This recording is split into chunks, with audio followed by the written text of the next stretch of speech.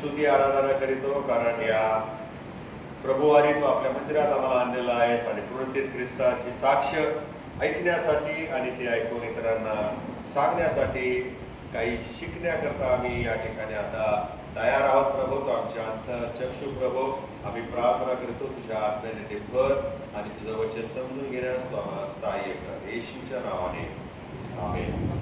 उत्तम शुक्रवारच्या दिवशी आपण पाहिलं की प्रभू येशू ख्रिस्ताला वधस्तंभावर खिळलं, त्यावेळेला त्याच्या शरीरावरती 5 जखमा होत्या आणि पहिली जखम जी होती आपण पाहिलं की पाठीवरती फार मोठी जखम झालेली होती.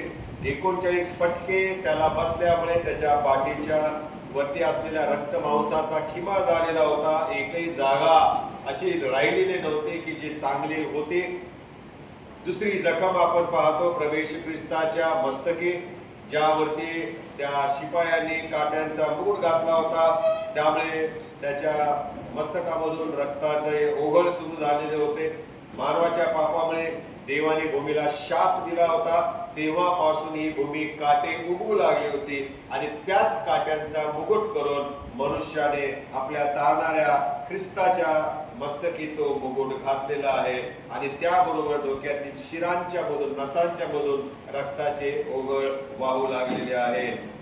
तिसरी जखम आम्ही पाहतो आणि ती म्हणजे प्रभू येशू ख्रिस्ताच्या हाताला झालेली आहे, ज्या हातांनी प्रभू येशू ख्रिस्ताने शेवटचं प्रभुभोजनाची भाकरी मोडलेली होती, ज्या हाताने प्रभू येशू ख्रिस्ताने अनेकांना सहाय्य केलं होतं, आपल्या जीवनामध्ये उभं केलं होतं, तेच हात माणसांनी कुऱ्हाडी खेळ्याने वधस्तंभावरती खिळून टाकलेले होते. आणि म्हणून प्रियानो, ज्या हात प्रभू येशू ख्रिस्ताचे आशीर्वादित होते, ज्या हाताने त्याने प्रेमाने लोकांना गोंजारलेलं होतं, दयेनं स्पर्श करून आजारमुक्त केलेलं होतं, त्याच मनुष्य मात्राने तेच ते पवित्र हात वधस्तंभावरती खिळून टाकलेले आहे. त्यानंतर आम्ही पाहतो चौथी जखम आहे, ती म्हणजे त्याच्या पायाला झालेली जखम. उजवा पाय आणि डावा पाय हे आम्हाला हे दर्शवतात की प्रभू येशू ख्रिस्त हा सुवार्ता सांगण्यासाठी ज्या पायाने गावोगावी फिरला, ज्याच्या या फिरण्यामुळे आपल्या त्या सुवार्ता प्रसाराच्या साह्यासाठी, कारणासाठी जो गावोगावी आपल्या पायांच्या द्वारे चालत गेला, ते पाय जे सभास्थानामध्ये गेले, जे दारामध्ये लोकांच्या गेले, लोकांच्या घरामध्ये गेले, जे डोंगर माथ्यावरती गेले आणि जे समुद्र किनारी फिरले आणि सुवार्ता प्रसार केलेला आहे, तेच पाय मनुष्य मात्राने वधस्तंभावरती खिळलेले आम्हाला पाहायला मिळतात. आणि 5वी जखम आम्हाला प्रभू येशूच्या शरीरावरती पाहायला मिळते, ती म्हणजे त्याच्या खुशीमध्ये भाला बोचकण्यात आलेला आहे. प्रभू येशू ख्रिस्त खरोखर मेला की नाही याची खात्री करण्यासाठी रोमन शिपायांनी प्रभू येशू ख्रिस्ताच्या खुशीमध्ये भाला बोचकला, तेव्हा रक्त आणि पाणी हे त्याच्या खुशीतून, जखमेतून वाहू लागलेलं आहे. योहानाचा शुभवर्तमान 19 अध्याय 34 वचनामध्ये आम्ही हे पाहतो. आता प्रभू येशू ख्रिस्ताचा जो वधस्तंभ आहे, त्यामध्ये 2 खांब आम्हाला पाहायला मिळतात. एक आहे उभा खांब, ज्याला जे आहे पाप्यांच्या खंडणीचं प्रतीक म्हटलं गेलेलं आहे, आणि जो आडवा खांब आहे तो पाणी जे येशूच्या शरीरातून निघालं त्या पाण्याचं ते प्रतीक आहे. आणि आम्हाला सर्वांना माहिती आहे की पाणी हे पवित्र शास्त्रामध्ये सार्वकालिक जीवनाचं प्रतीक आहे. येशू खरोखर मेला आहे ही खात्री पटल्यावर ही वार्ता शिपायांनी पिलाताला सांगितली, असं शास्त्रामध्ये आम्ही उल्लेख आलेला पाहतो. तेव्हा अरिमथाईकर येथील योसेफ पिलाताकडून येशूचे शरीर घेण्याची परवानगी मिळवण्यासाठी दरबारामध्ये पोहोचला. त्याला परवानगी देण्यात आली, कारण अरिमथाईकर योसेफ हा सन्हेद्रीन सभेचा 70 जण असलेल्या त्या सभेचा एक सभासद होता आणि त्याने स्वतःसाठी खोदलेल्या कबरेमध्ये तागाच्या वस्त्रांच्या मध्ये प्रभू येशू ख्रिस्ताचं मृत शरीर गुंडाळलं. त्याच्याबरोबर निकोदेम हा देखील होता. आणि मग आम्हाला पाहायला मिळतं या निकोदेमसने 100 शेर मिश्रण आणून ते येशूच्या शरीराला लावलेलं आहे. आणि मग पुढे आम्ही पाहतो हे दोघेही येशूचे गुप्त शिष्य होते. त्या दोघांनी मोठ्या आदराने येशूचे मृत शरीर कबरेत ठेवले आणि मग काल्वरी पासून ही कबर दूर नव्हती, हे देखील आपण ऐकलेलं आहे. परंतु त्या कबरेमध्ये येशू ख्रिस्त कायमचा राहणारा नव्हता. यापूर्वी त्याने 3 वेळा भाकीत केलेले होते की तो मरणातून पुन्हा उठणार आहे, मरणातून तो पुन्हा जिवंत होणार आहे. आणि म्हणून मत्थ्याचं शुभवर्तमान 20 अध्याय 19 वचन या आणि मार्काचं शुभवर्तमान 9 अध्याय 9 वचन आणि 14 अध्याय 28 वचनामध्ये प्रभू येशू ख्रिस्ताने स्वतः उठणार आहे याची भविष्यवाणी केलेली आम्हाला वाचायला मिळतं. योहानाचं शुभवर्तमान 2 अध्याय 19 ते 22 वचनामध्ये आम्ही वाचतो की प्रभू येशू ख्रिस्त त्या ठिकाणी उपस्थित असलेल्या लोकांना म्हणाला की तुम्ही हे मंदिर मोडून टाका आणि मी 3 दिवसात ते उभारेन. जे सुद्धा स्टिकर आपण काढून टाकूया बरं का. 3 दिवसामध्ये मी ते उभारेन. प्रभू येशू ख्रिस्त या विटांनी बांधलेल्या मंदिरासंबंधी बोलला नव्हता, तर प्रभू येशू ख्रिस्त स्वतःच्या शरीराबद्दल बोललेला होता. 3 दिवसांनी हे पुन्हा उभे राहील आणि खरोखर पुनरुत्थानाच्या दिवशी त्याचं हे भविष्य पूर्ण झालेलं आहे. परंतु दुःख हे आहे की शिष्य ही भविष्यवाणी विसरले. शिष्य येशूच्या मुखातून निघालेले त्याच्या पुनरुत्थानाची वाणी जी आहे, भविष्यवाणी आहे, ते विसरलेले आहे. म्हणून प्रभू येशू ख्रिस्ताने आम्ही पाहिलं मौदी गुरुवारच्या दिवशी पवित्र मेजाची स्थापना केली यासाठी की त्याचे पवित्र बलिदान मनुष्य जातीने विसरू नये. म्हणून दर रविवारी आपण प्रभू भोजनामध्ये सहभागी होतो. पुढे आम्ही पाहतो की प्रभू येशू ख्रिस्त मरण पावला म्हणून हे शिष्य दुःखच करत बसलेले आहेत. जिथे येशू ख्रिस्त पुनरुत्थित झाला तिथे हे रडतच बसलेले आहेत बंद खोलीमध्ये. शेवटी ह्या स्त्रिया धावत गेल्या आणि त्या शिष्यांना दरवाजा ठोकावून दरवाजा उघडायला लावून म्हणाल्या की आपल्या प्रभूला काय झालेलं आहे, कोणीतरी मेलेलं आहे, प्रभू उठलेला आहे. आणि मग तसं ऐकल्यानंतर 2 शिष्य पळत गेलेले आहेत. पेत्र आणि योहान कबरेकडे पळत गेलेले आहेत आणि त्यांनी त्या कबरेमध्ये न जाता बाहेरूनच ओढवून पाहिलेलं आहे. त्या येशूच्या कबरेजवळ मरिया मग्दलिया आणि दुसऱ्या स्त्रियाही सुगंधी द्रव्ये घेऊन येशूच्या शरीराला लावण्यास आल्या, पण त्याही विसरल्या की येशू पुनरुत्थित होणार आहे. विसरणे माणसाचा स्वभाव आहे. या स्त्रिया पण विसरल्या की प्रभू येशूने भाकीत केलं होतं 3ऱ्या दिवशी तो उठणार आहे आणि त्या मसाले घेऊन गेल्या प्रभू येशूच्या शरीराला लावायला. प्रश्न हा आहे, येशूला पुन्हा उठण्याची गरज होती का? त्याने का उठावे? मृत झाला, तो मरण पावला, ठीक आहे ना, त्याच्या मरणाने आमच्या मनुष्य मात्राच्या पातकांची क्षमा झाली, मान्य आहे. परंतु त्याने पुनरुत्थित होण्याची काय गरज होती? लूकाचं शुभवर्तमान काढा, लूक चॅप्टर 24 आणि वर्स 45, 46, 24 अध्याय आणि 45 आणि 46 वचनामध्ये आम्ही काय वाचतो प्रियानो? लूकाचं शुभवर्तमान, ख्रिस्ताने दुःख सोसावे, 3ऱ्या दिवशी मेलेल्यातून उठावे, हा शास्त्रलेख पूर्ण व्हावा म्हणून काय झालेला आहे, त्यांनी ते शास्त्रपाठ समजावे म्हणून हा शास्त्रपाठ लिहिण्यात आलेला आहे. करिंथकराचं पहिलं पत्र 15 अध्याय 17 वचनामध्ये संत पाऊल असं म्हणतो, ख्रिस्त उठवला गेला नाही तर तुमचा विश्वास निष्फळ. प्रभू येशू ख्रिस्ताचं पुनरुत्थान जर झालं नाही तर आम्ही मरण पावलेल्या येशू ख्रिस्तावर विश्वास ठेवणारे ठरलो असतो. मरणानंतर आम्हाला काही आशाच राहिली नसती. What is next after death? आणि म्हणून मनुष्य मात्राला हे कळावं की आमचा विश्वास निष्फळ नाही, तुम्ही अजूनही पापात आहात असं नाही, तर प्रभू येशू ख्रिस्ताने पातकांची क्षमा केल्यानंतर तो पुन्हा 3ऱ्या दिवशी उठलेला आहे यासाठी की आम्हाला कळावे, समजावे की there is a life after death.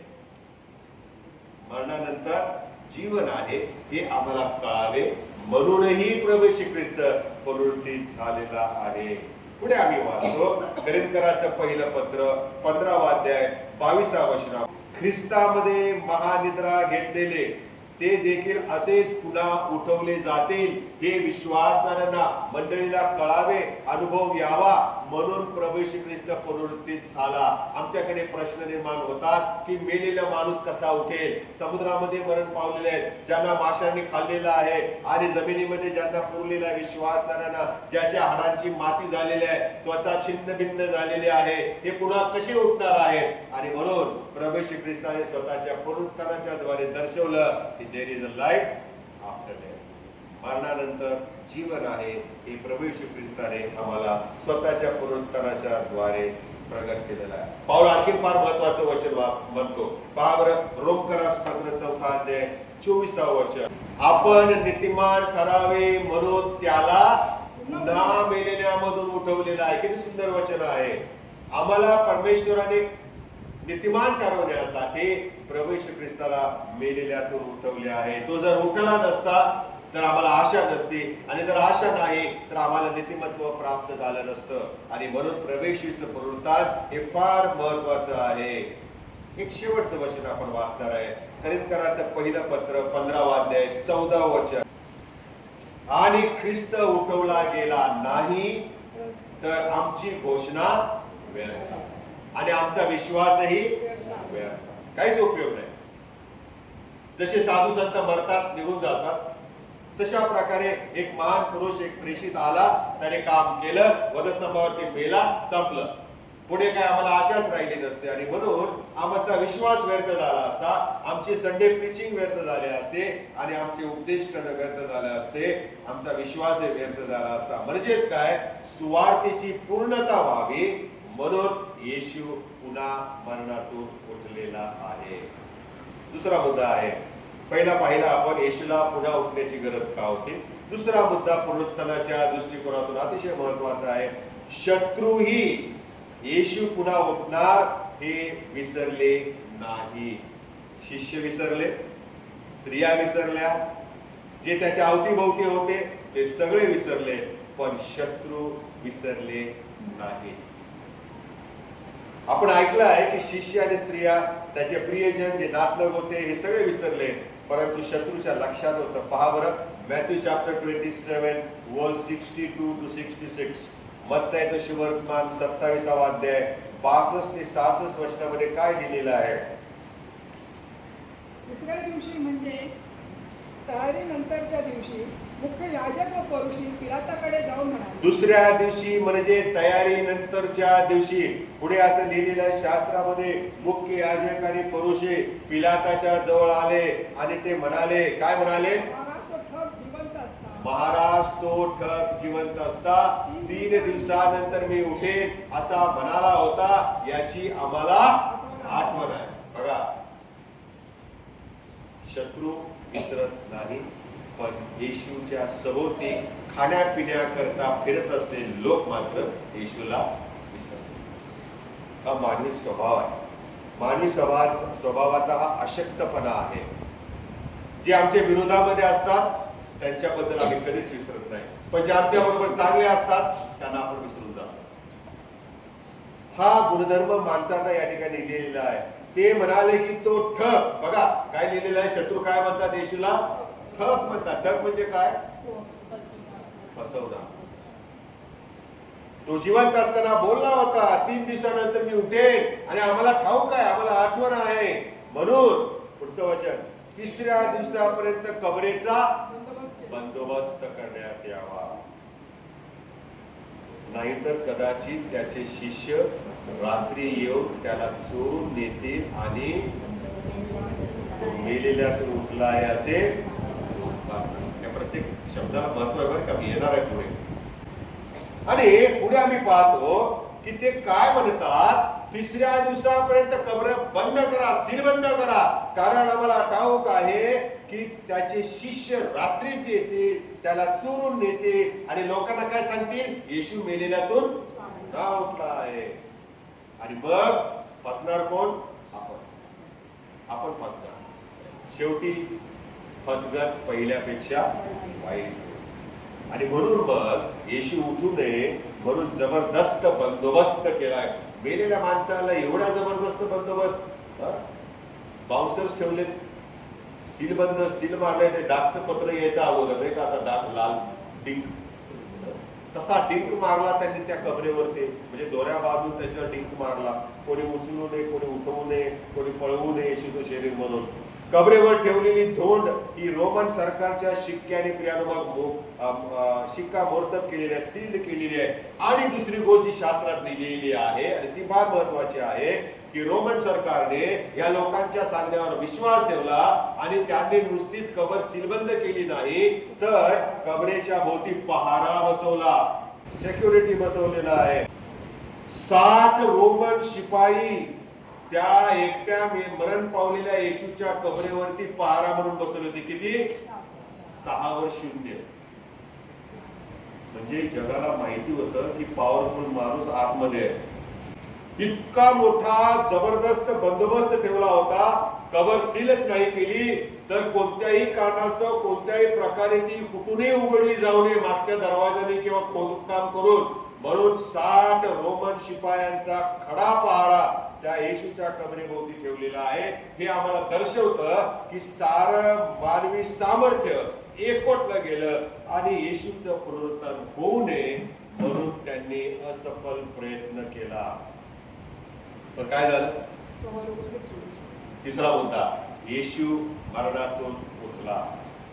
मत्तयाचं शेवटमान 28वा अध्याय 2 ते 3 आणि 6वं वचन. तेव्हा पहा मोठा भूमिकंप झाला, कारण प्रभूचा दूत स्वर्गातून उतरला. त्याने येऊन दोन एकीकडे लोटले आणि तिच्यावर तो ऐटीत बसला. आपण आता असं लिहायला पाहिजे तिथे, ऐटीत बसला, कारण त्याचा देव जिवंत झाला होता ना.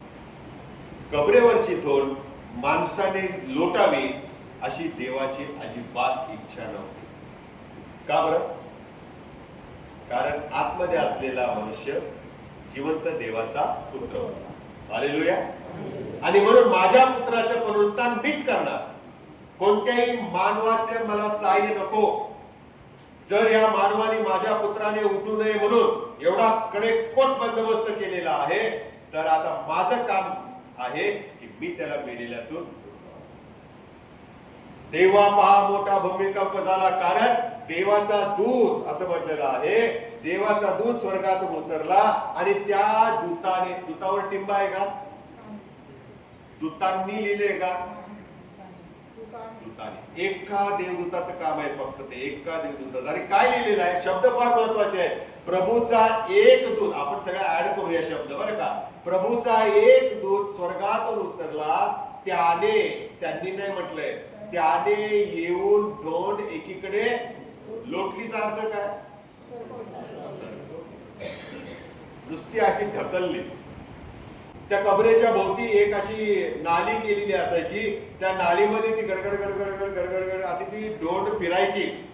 इतकी मोठी धोंड त्या नालीमधून त्यांनी सरकवली. कबरेचं तोंड त्यांनी बंद केलेलं आहे. माणसांच्या ते शक्य नव्हतं. हे रोमन सरकारच्या शिपायांना, सत्ताधीशांना माहित होतं, पण शत्रूला माहित नव्हतं की हिचं वजन किती आहे.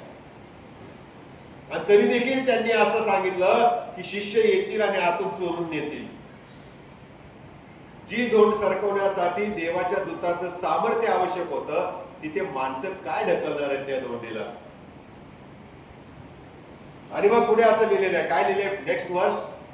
त्याचे रूप, आता दूताचे रूप बघा कसे होते. त्या देवदूताचे रूप विजेसारखे होते आणि त्याचे वस्त्र बर्फासारखे शुभ्र होते. पुढे, त्याच्या भयाने पहारेकरी थरथर कापले आणि मृतप्राय झाले. बघा, म्हणजे त्या ठिकाणी 60 पहारेकरी होते. हे 60 पहारेकरी घाबरले, थरथर कापायला लागले, कारण वीज होती ना समोर. समोर पांढरा शुभ्र बर्फासारखा देवदूत बसलेला होता. त्याच्या त्या शरीरातून निघणाऱ्या त्या विजेसारख्या सामर्थ्याने याला इलेक्ट्रिक शॉक बसला असेल. मृतप्राय झाले म्हटलंय. नुसतेच घाबरले नाही तर ते पडले खाली. नुसती पावसाच्या दिवसामध्ये जर वीज कडाडली तर आमच्या काळजाचा ठोका चुकतो. आणि ती वीज साक्षात समोर उभी असल्यानंतर काय परिस्थिती झाली असेल. आणि मग काय झालं पुढे? नेक्स्ट वर्स. देवदूताने मग त्या स्त्रियांना म्हटले, म्हणजे देवदूताला बोलता येतं. देवदूताला तोंड आहे, तो मुका नाहीये, तो बहिरा नाहीये. देवाने त्याला आज्ञा दिली, जा माझ्या पुत्राच्या कबरेवरती धोंड आहे ती जाऊन सरकव. मग तो देवदूत त्या ठिकाणी जमलेल्या त्या मरिया मग्दलिया आणि येशूच्या आई मरिया आणि इतर स्त्रियांना काय म्हणाला? तुम्ही भिवू नका. वधस्तंभावर खिळलेल्या येशूचा शोध तुम्ही करत आहात हे मला. कोणी सांगितलं त्याला? कोणी सांगितलं? म्हणजेच काय की ह्या स्त्रिया कबरेकडे येताना देवाने वरून पाहिलं होतं आणि त्या देवाने दूताला सांगितलं की त्या स्त्रिया येत आहेत हे लक्षात घे. फक्त एकच काम तुला देत नाहीये दोन बाजूला सरकवण्याची, तर दुसरंही काम तुला देत आहे की त्या स्त्रियांना सुवार्ता सांगायची आहे, त्या स्त्रियांना माझ्या पुत्राच्या पुनरुत्थानाची साक्षी द्यायची आहे. आणि म्हणून तो म्हणतो मला ठाऊक आहे तुम्ही त्या येशूचा शोध. आता काय दूताला देवाच्या पुत्राचं नावही माहिती आहे, जो पुनरुत्थित झाला त्याचं नाव काय होतं? येशू. आता देवदूत स्वतः म्हटलंय बरं का, हे शास्त्रातलं वचन आहे, मनाचं मी सांगत नाही. म्हणजे हे नाव कुठून आलं होतं? स्वर्गात. आणि म्हणूनच तर तो स्वर्गातील देवदूत खाली उतरला आणि मग त्याचे शुभवर्तमान पहिला अध्याय 17-18 वर्षामध्ये मरियेला तो दर्शन देतो आणि योसेफाला दर्शन देतो आणि काय म्हणतो? तू पुत्र प्रसवशील आणि त्याचे नाव येशू. स्वर्गातून आलेलं नाव होतं. त्यामुळे नॅचरली स्वाभाविक दूतांना स्वर्गातील सर्वांना माहित होतं खाली गेलेला जिवंत देवाचा पुत्र त्याचं नाव काय आहे? येशू.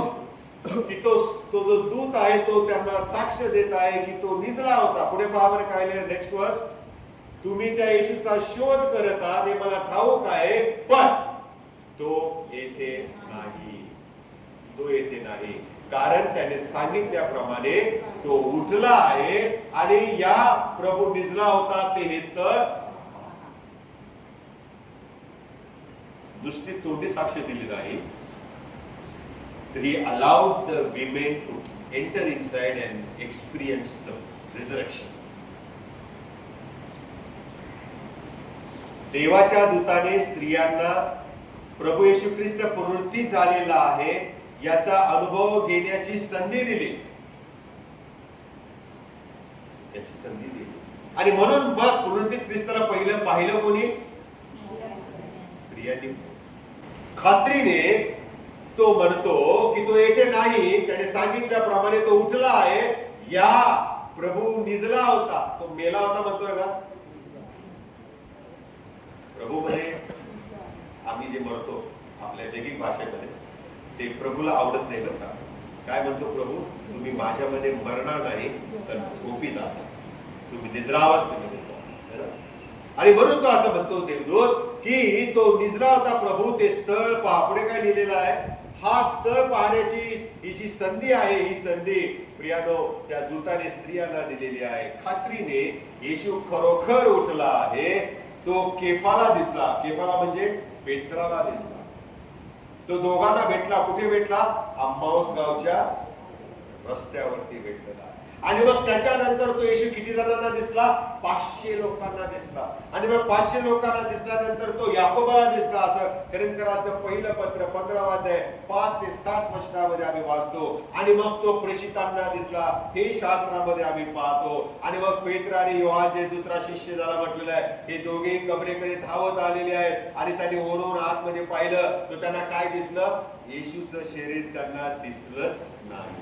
पुढे आम्ही पाहतो तो येशूचे शरीर त्यांना दिसलंच नाही. योहानाचं शुभवर्तमान 20 अध्याय 7 वचन. तागाची वस्त्रे पडलेली आणि जो रुमाल येशूच्या डोक्याला गुंडाळलेला होता तो तागाच्या वस्त्रांजवळ नव्हे तर निराळा एकीकडे गुंडाळून पडलेला आहे असे त्याने पाहिले. मग हे शिष्यांनी पाहिलं. मग जे पहारेकरी होते त्यांनी मुख्य याजकाला जाऊन सांगितलं. काय सांगितलं? मत्याचं शुभवर्तमान 28 अध्याय 11 वचन. मग पहारेकरी जागे झाले, मृतप्राय झाले होते, ते जागे झाले आणि त्यांनी कबरेत पाहिलं, येशूचं शरीर दिसेना. आणि मग ते धावत गेलेले आहे शहरामध्ये आणि मुख्य याजकांना जाऊन त्यांनी सांगितलं. काय काय झालं ते सांगितलं. विजेसारखा पांढरा शुभ्र वस्त्र परिधान केलेला, बर्फासारखा वस्त्र असलेला. आणि मग त्या ठिकाणी आवाज झाला असेल, भूमिकंप झाला असेल, मग आम्ही कसे काय घाबरलो, मग आम्ही कसे मृतप्राय झालो, हे सगळ्या गोष्टी त्यांनी जाऊन सांगितलेल्या आहे. रिपोर्टिंग ज्याला आपण म्हणतो.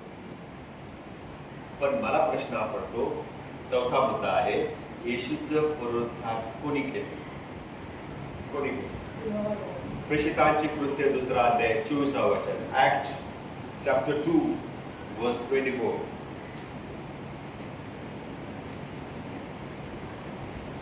वाचा बरं. त्याला देवाने मरणाच्या वेदनापासून सोडवून उठवले, कारण त्याला मरणाच्या स्वाधीन राहणे.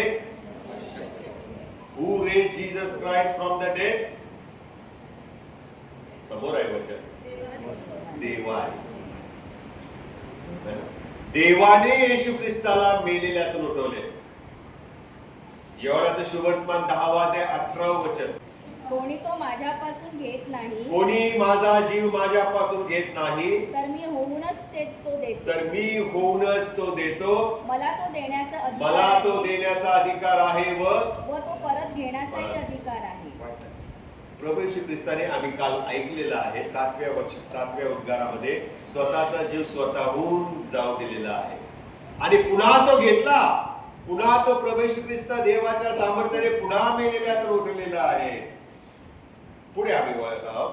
5व्या मुद्द्यामध्ये आम्ही पाहणार आहे, येशूचं पुनरुत्थान दाबण्याचा शत्रूने प्रयत्न केला. तो प्रयत्न कसा फसलेला. येशू उठलाच नाही, त्याचं पुनरुत्थान झालंच नाही, हे दाखवण्याचा पुराव्यासहित लोकांनी प्रयत्न केलेला आहे आणि ते फसलेले आहेत. Matthew chapter 28:12. मत्तयाचं शुभवर्तमान 28वा अध्याय 12 वचन. काय झालेलं आहे, काय बोलले ते लोक? तेव्हा त्यांनी व वडिलांनी मिळून, तेव्हा त्यांनी आणि वडिलांनी मिळून मसलत केली म्हणजे चर्चा. हा लोकांनी काय केलेलं आहे? वडिलांनी म्हणजे एल्डर्स. तेव्हा त्यांनी, शत्रूंनी आणि वडिलांनी मिळून चर्चा केली. काय केली? आणि शिपायांना काय करू? पैसे आणि मग त्यांनी शिपायांना पैसे दिले आणि काय सांगायला सांगितलं? काय बोलायचं तुम्ही? नेक्स्ट वर्स. आम्ही झोपेत असताना आम्ही झोपलो होतो. त्याच्या शिष्यांनी रात्री येऊन त्याला चोरून नेले असे तुम्ही म्हणा. सगळ्यांनी असं म्हणायचं, लक्षात ठेवा. तुम्ही काय बोलायचं आहे? आम्ही झोपलो होतो आणि झोपलो असताना कोण आलं? येशूचे शिष्य आले आणि त्यांनी काय केलं? येशूचं शरीर, पुष्कळ पैसे, शब्द फार महत्वाचा आहे बरं का. पुष्कळ याचा अर्थ लॅक्स, इन लॅक्स आपल्या भाषेला आजच्या. आणि असं म्हटलेलं आहे की त्यांनी असं बोलायला लावलं आणि शिष्यांच्या वरती आरोप घातला, हे चोर आहेत, यांनी यांच्या गुरुला चोरून नेलेलं आहे, आम्ही झोपलो होतो. आणि आजपर्यंत हीच लबाडी यहुद्यांच्या मध्ये अस्तित्वात आहे. तुम्ही जर इस्रायलमध्ये गेला, ज्यूश लोकांना भेटलं तर his disciple stole his body. कारण जे चांगलं असतं ते माणसं विसरतात, वाईट असतं ते पिढ्यानपिढ्या सांगतात. तर आम्ही जगामध्ये अशा प्रकारे राहतो, तर हीच लबाडी आजतागायत प्रियानो जे वाईट आहे ते प्रियानो यहुद्यांच्या मध्ये अस्तित्वात आहे. मत्तयाचं शुभवर्तमान 28वा अध्याय, सेम चॅप्टर 15th वर्स. 15व्या वचनामध्ये काय लिहिलेलं आहे? मग त्यांनी पैसे घेऊन शिकवल्याप्रमाणे केले आणि ही जी गोष्ट यहुदी लोकांच्या मध्ये पसरवण्यात आली ती आजपर्यंत चालू आहे. आजपर्यंत इट्स स्टिल कंटिन्यू. काही म्हणतात येशू मेलाच नाही, त्याला पुरलंच नाही, त्याचे शिष्य त्याला काय घेऊन गेले असं काहींचं म्हणणं आहे. माणसं काय बोलतील, कोणाला काय लेबल लावतील याचा काय नियम नाही. जिवंत देवाच्या पुत्राला जो पुनरुत्थान झाला त्याच्या बाबतीमध्ये अशी कथा, पण दंतकथा पसरवलेली आहे आणि सगळी चूक आहे. शास्त्रच नव्हे तर रोमन सरकारच्या इतिहासात नमूद केलेलं आहे, येशू मेला, ही इज डेड. त्याला पुरलं, त्याला त्याच्या कबरेवरती धोंड ठेवले आणि ती शिक्कामोर्तब केली आणि 60 पहारेकऱ्यांचा खडा बंदोबस्त ठेवला. It is a history. आमच्यासारखं नाहीये एखादा फॉर्म शोध म्हणताना अख्खं कपाट शोधलं तरी सापडत नाही. असं रोमन सरकारची सिस्टीम नव्हती, फार शिस्तबद्ध डिसिप्लिन होती. मग रोमन शिपाई, रोमन सरकार किती भारदस्त होतं, त्यांचे काय डिसिप्लिन होते प्रिय. मग अशा या सरकारकडे येशूच्या कबरेविषयी, त्याच्या मृत शरीराविषयी जर नोंद आहे, तर आम्ही कसं ते खोटं आहे, कसं ते झालं नाही म्हणू शकतो? तुम्हाला माहिती का प्रियानो? आणखी एक गोष्ट तुम्हाला सांगतो, अतिशय महत्वाची आहे. हे जे शिपाई पहारेकरी लावले होते ना, 60 पहारेकरी, हे बंदोबस्ताला असताना येशूचं शरीर चोरलं कसं झालं? व्हॉट इज द सिक्रेट, काय त्याच्यामध्ये असं आहे. कदाचित तुम्ही ऐकलं नसेल, पण तुमच्या समोर मी आज मांडत आहे की पहारेकरी म्हणजे पहारेकरी, आणि पहारेकरी असताना त्यांनी झोपायचं नाही, कारण आतमध्ये कोण आहे त्यांच्या दृष्टीने पॉवरफुल मनुष्य आहे, ज्याने मेलेल्यांना उठवलंय, आंधळ्यांना डोळे दिले, पांगळ्यांना पाय दिलेला आहे ना, रोग्यांना बरं केलेलं आहे. आणि असा मनुष्य आतमध्ये आहे, एवढा सामर्थ्य, तो काय पण करेल आणि बाहेर येईल. म्हणून 60 पहारेकऱ्यांना खडीच ताकद दिलेली होती, अजिबात डोळे बंद करायचे नाही, झोपायचं नाही. गेले, झोपले तर काय खरं नाही, कुटुंबासह बेपत्ता. मग आता हा साधी गोष्ट आहे, तुमच्या समोर प्रश्न करतो. पहारा करत असताना झोपी गेल्यानं, झोपी जर कोणी गेला तर त्याला शासन असायचं, आणि ते शासन म्हणजे मृत्यूदंड. काय असायचा? मग आता आम्ही विचार करायचा आहे की 60 शिपायांना वाटलं का की आपण मरावं? कोणाला आवडेल मरायला? मग 60 शिपाई झोपले का? नाही ना. साधी कॉमन सेन्स आहे, आम्ही विचार करायला पाहिजे. 60 शिपाई जर झोपले तर त्यांना मरणदंडाची शिक्षा होते, आणि म्हणून हे 60 जण झोपले नव्हते. पण प्रभूने त्यांना दूतांच्या द्वारे भयभीत केलेलं आहे.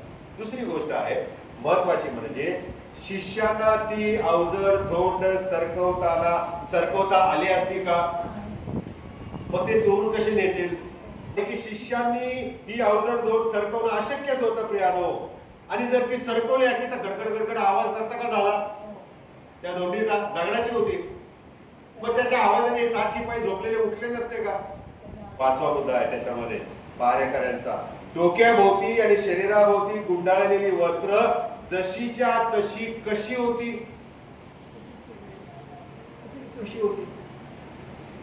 ती विस्कटली पण नव्हती.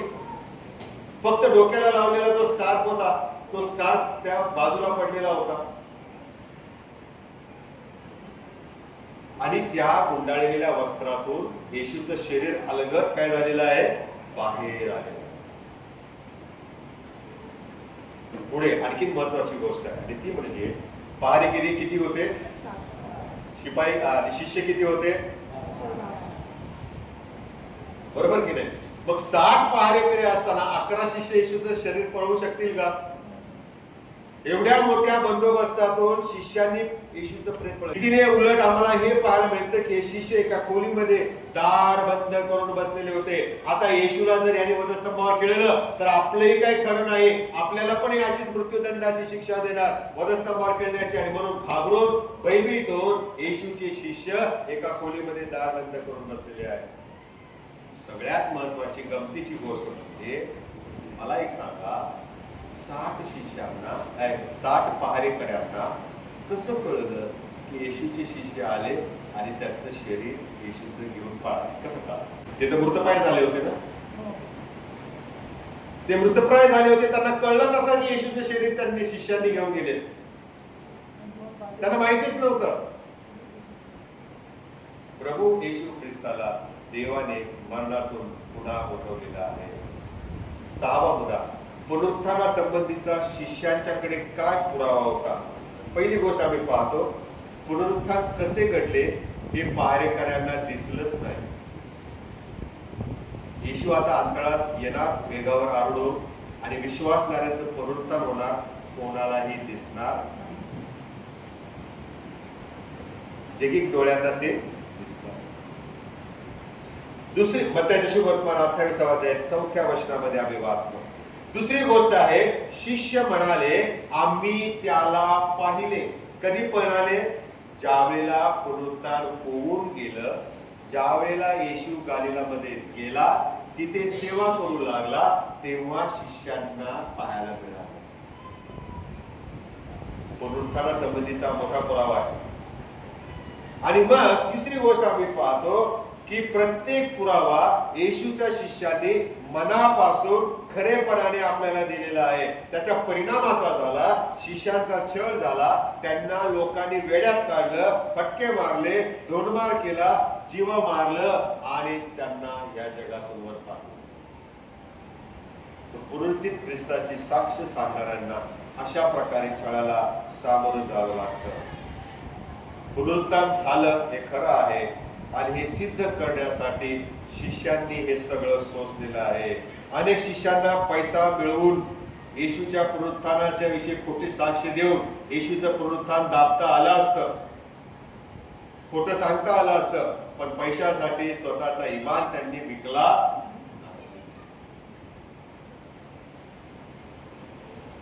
त्यांनी सगळं सहन केलं कारण ते येशूवरती प्राणापलीकडे प्रेम करणारे होते.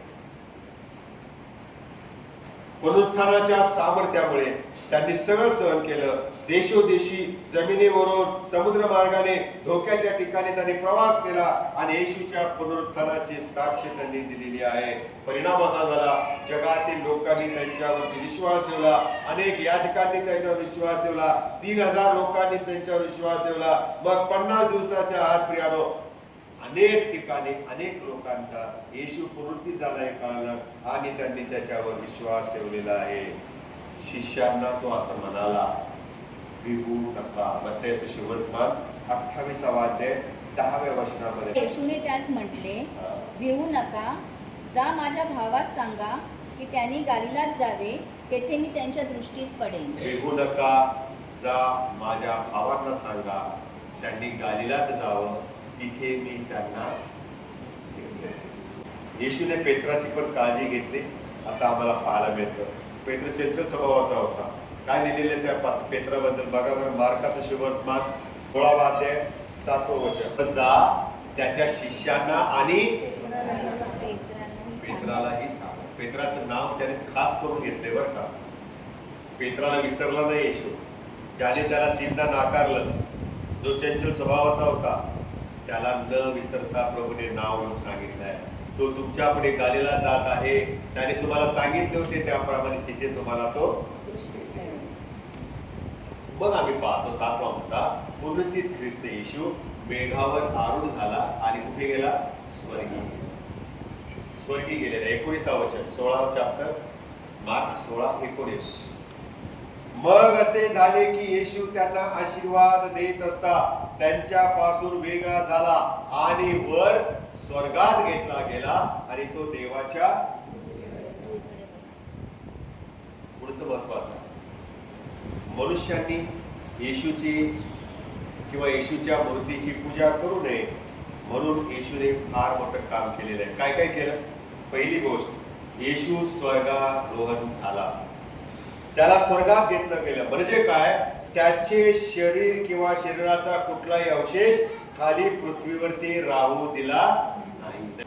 बेथलेहेमामधील गवाणी देखील नेमकी कोठे होती हे आज तागायत लोकांना कळालेलं नाहीये. ते देवाने अज्ञात ठेवलेलं आहे. म्हणून काय केलं माहिती का? लोकांना गवाणीची जागा सापडू नये म्हणून देवाने ताऱ्याची सोय केली. कोणाची? जीपीएस काय होता? तारा. तारा आला, गवाण दिसले. तारा गेला, गवाण गेला.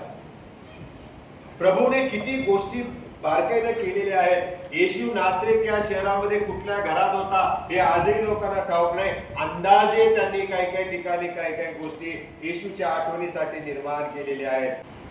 येशूची किरकोळ मालमत्ता जी होती ना, म्हणजे सुतारकीचे हत्यार, करवत, खिळे, गोळे आणि लाकडं, तुकडे, हे देखील माणसांना सापडलेले नाही. ती सुद्धा गायब झालेल्या इतिहासामध्ये. येशूला वधस्तंभापूर्वी खेळण्यात असताना त्याची कपडे पण रोमी शिपायांनी वाटून घेतले. त्यामुळे ती कुठे गेले तेही काही आजपर्यंत सापडलेलं नाही. हे शिष्य लपून बसले, त्यामुळे येशूचा वधस्तंभ कुठे गेला हे पण आजपर्यंत सापडलेलं नाही. येशूला वधस्तंभी खेळत असताना जी कुऱ्हाड वापरली गेली, जे खिळे वापरले गेले, त्याच्या डोक्यावरती जो काट्यांचा मुकुट होता, हे सगळे देवाने स्वतः नामशेष केलेले आहेत, अदृश्य केलेले आहेत. पण त्या येशूचीच कृपा, तो आमचा अशक्तपणा जाणतो आणि म्हणून स्वतःबद्दलची कुठली गोष्ट, एकही वस्तू त्याने मागे राहू दिली नाही. एक मात्र वस्तू आहे त्याची. तुम्हाला माहिती का काय आहे? एक वस्तू त्याची राहिली आहे. काय असेल?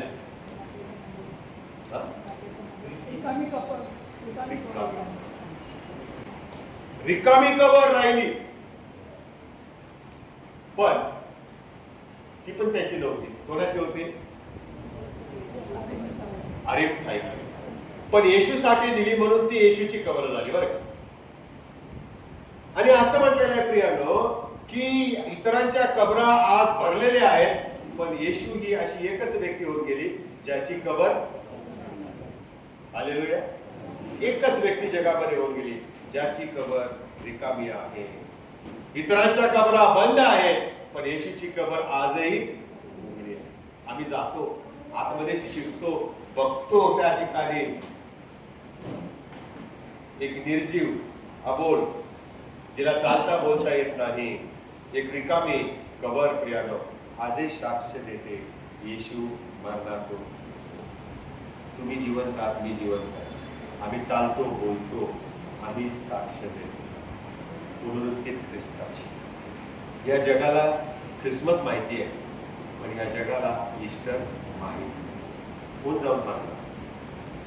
तुम्ही आणि मी जोपर्यंत चालत जाऊन सांगणार नाही, आपलं मुख उघडणार नाही, त्यांना पुनरुत्थित ख्रिस्त कसा करणार? त्यांना माहिती नाही मेल्यानंतर ख्रिस्तामध्ये सार्वकालिक जीवन आहे. मनुष्य मेल्यानंतर त्याला सार्वकालिक जीवन आहे. आम्ही सजीव आहोत आणि म्हणून प्रियानो मर्यादेपेक्षा आपण जास्त बोलू शकतो. आणि म्हणून आपण आज येशू ख्रिस्ताच्या त्या पुनरुत्थानाचं लक्ष देत असताना रिकाम्या कबरेकडे पाहूया. आपल्या शब्दांनी आणि आपल्या कृतीने येशू मरणातून पुन्हा उठला आहे हे साऱ्या जगाला आपण सांगूया. आपण प्रार्थना करूया. पवित्र पवित्र सैन्यांच्या यहोवा देवा, पहा आम्ही तुझी स्तुती आराधना करीतो. तू आमचा महान प्रभू आहेस. येशूला तू पुनरुत्थित केलंस, मरणातून त्याला पुन्हा जीवन दिलंस, यासाठी की आम्हाला कळावे की आम्ही मेल्यानंतर पुन्हा आम्हाला जीवन आहे, ख्रिस्तामधलं जीवन आहे.